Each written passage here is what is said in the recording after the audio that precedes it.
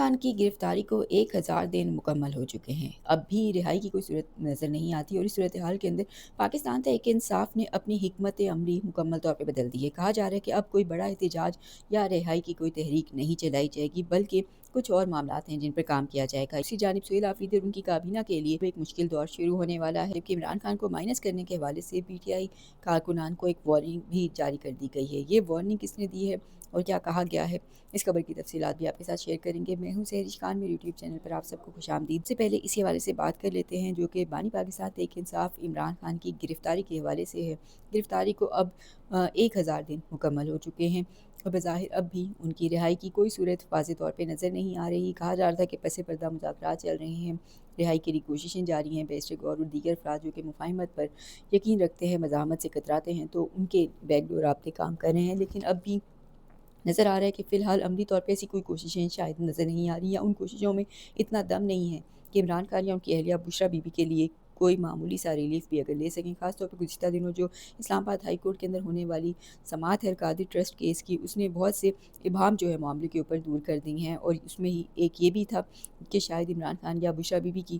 جو رہائی ہے اس کے لیے کچھ کیا جا رہا ہے، کم از کم بشریٰ بی بی اب میڈیکل گراؤنڈز کے اوپر ضمانت پر رہا ہو جائیں گی۔ لیکن بظاہر جو اسلام آباد ہائی کورٹ کی کارروائی ہے اس کے بعد نظر آ رہا ہے کہ بشریٰ بی بی آنے والی عید بھی بظاہر فی الحال اڈیالہ جیل کے اندر ہی منائیں گی، اور چاہے ان کے میڈیکل گراؤنڈ جو بھی ہوں، صحت کے لیے جو بھی صورتحال ہو، لیکن فی الحال ان کے لیے کسی قسم کا کوئی ریلیف نہیں ہے۔ اور اس صورتحال کے اندر عمران خان کی بات کریں تو عمران خان کے معاملات تو مزید سخت ہے۔ عمران خان کے لیے بھی فی الحال ہرگز کوئی ریلیف نظر نہیں آ رہا، اور اب نئے مقدمات بھی سامنے آ رہے ہیں، بلکہ جو پرانے مقدمات تھے بظاہر ان کو بھی اب دوبارہ سے فریش کر کے واپس لایا جا رہا ہے۔ کئی اہم مقدمات کے اندر ان کو مرکزی ملزم بنا کے چالان بھی جمع کروائے جا رہے ہیں۔ تو اس صورتحال کے اندر فی الحال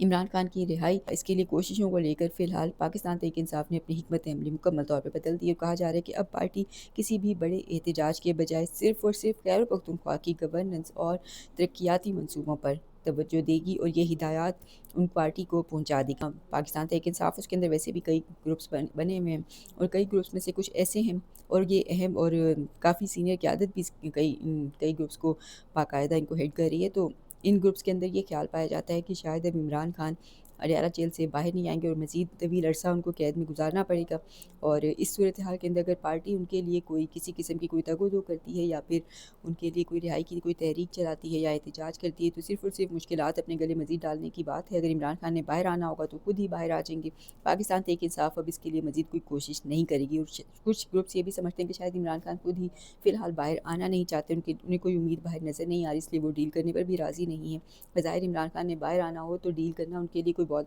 مشکل کام نہیں ہے، اسٹیبلشمنٹ کی 2-3 باتیں مان لیں تو باہر آ سکتے ہیں۔ اس صورتحال کے اندر فی الحال کہا جا رہا ہے کہ پاکستان تحریک انصاف اس بات پر متفق ہو چکی ہے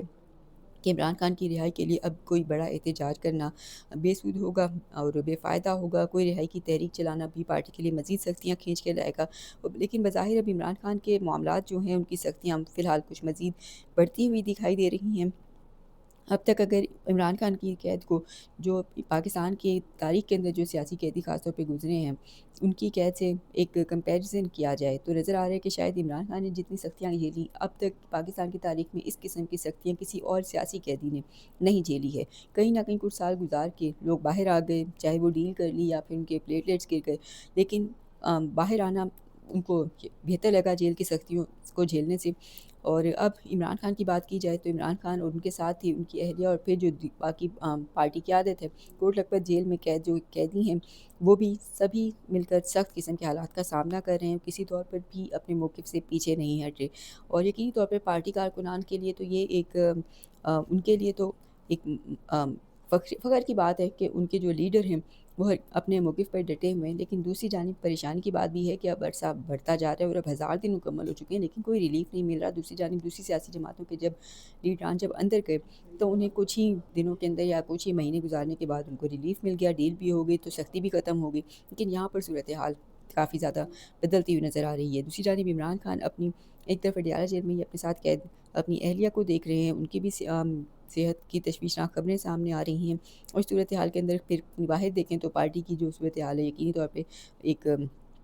بکھرتے ہوئے پتوں کی مانند پارٹی بن چکی ہے۔ برے طریقے سے پارٹی جو ہے اس کے معاملات مزید بگڑتے جا رہے ہیں۔ سلمان اکرم راجہ جیسے کئی افراد یہ بات مانتے ہیں کہ کیونکہ ان کے جو لیڈر ہیں عمران خان وہ جیل میں ہیں، قید میں ہیں، اور صورتحال کے اندر پارٹی کے اندر اختلافات یقینی طور پہ زیادہ ہوں گے۔ سلمان اکرم راجہ تو یہ بھی کہتے ہیں کہ اگر کوئی اور جماعت ہوتی تو اس کے ساتھ بھی ایسا ہی ہونا تھا۔ یعنی فی الحال بہتری کی صورتحال کہیں نظر نہیں آ رہی، اور پارٹی کی عادت اس بات پر متفق ہے کہ فی الحال معاملات اسی طریقے سے چلیں گے، اور نہ عمران خان باہر آنا چاہتے ہیں، نہ وہ ڈیل کرنا چاہتے ہیں، سمجھوتے کی قائل نہیں ہیں۔ اس صورتحال میں کوئی بڑا احتجاج یا کوئی کوشش پارٹی کو کسی اور مشکل کی طرف ہی لے کر جائے گی۔ تو فی الحال پارٹی ذرائع کے مطابق اب اس بات پہ پارٹی کے اندر اتفاق ہو چکا ہے کہ کسی بڑے احتجاج کو نہیں کرنا، کوئی احتجاج نہیں رکھنا، کوئی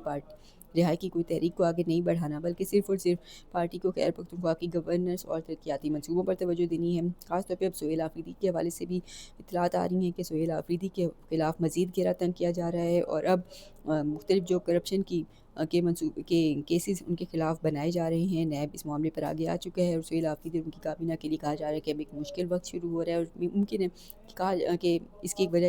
یہ ہو کہ سیاسی طور پہ تو ان کو قابو نہیں کیا جا سکا، اور اب نیب کے ذریعے ان کو کنٹرول کرنے کی کوشش کی جائے گی۔ اور بظاہر سہیل آفریدی بھی ایک مشکل صورتحال کے اندر ہیں، وہ بھی دیکھیں گے کہ کیا ان کو مزید عمران خان کے لیے جدوجہد کرنی ہے، یا پھر ان کو علی امین گنڈا پور کی طرح اسٹیبلشمنٹ کے ساتھ مل کر معاملات کو آگے بڑھانے کی ضرورت ہے۔ تو کہا جا رہا ہے کہ فی الحال سہیل آفریدی صرف اور صرف اپنے صوبے کے معاملات کے اوپر ہی توجہ دیں گے، وہیں پر متحرک نظر آئیں گے۔ رہائی تحریک یا اسٹریٹ موومنٹ یا پھر جو اسی طرح سے کوئی احتجاج ہو، تو فی الحال سہیل آفریدی اس قسم کی ایکٹیویٹیز کو آگے نہیں بڑھائیں گے، جبکہ سیاسی جو معاملات ہیں، مذاکرات ہوں گے یا احتجاجی تمام تر جو فیصلے ہیں، صرف اور صرف محمود خان چکزئی، علامہ راجہ ناصر عباس، اسد کیسر جیسے سینئر رہنما کریں گے، اور یہ تحریک تحفظ آئین پاکستان کے پلیٹ فارم سے دیکھا جائے گا۔ تو پاکستان تحریک انصاف صرف صوبے کی حالات پہ گورننس پہ توجہ دے گی، جبکہ تحریک تحفظ آئین پاکستان عمران خان کی رہائی کے لیے مذاکرات یا مزاحمت کے بڑے فیصلے کرے گی۔ دوسری جانب عمران خان کو مائنس کرنے کے حوالے سے پاکستان تحریک انصاف کے کارکنان کو ایک وارننگ بھی دی گئی ہے، اور محمود خان چکزئی ہیں جنہوں نے کارکنان کو خبردار کیا ہے کہ عمران خان کو مائنس کرنے کے لیے پالیسیاں بنائی جا رہی ہیں، لیکن ساتھ ہی انہوں نے یہ بھی واضح کیا کہ دنیا کی کوئی ایسی طاقت نہیں جو کہ عوام کے دلوں سے عمران خان کو نکال سکے۔ عمران خان کو جیل میں 3 سال اب مکمل ہونے والے ہیں، اور کہا جا رہا ہے کہ 5 اگست تک اگر ان کی رہائی کا کوئی راستہ نہ نکلا تو حالات مزید خراب ہو سکتے ہیں، اور فی الحال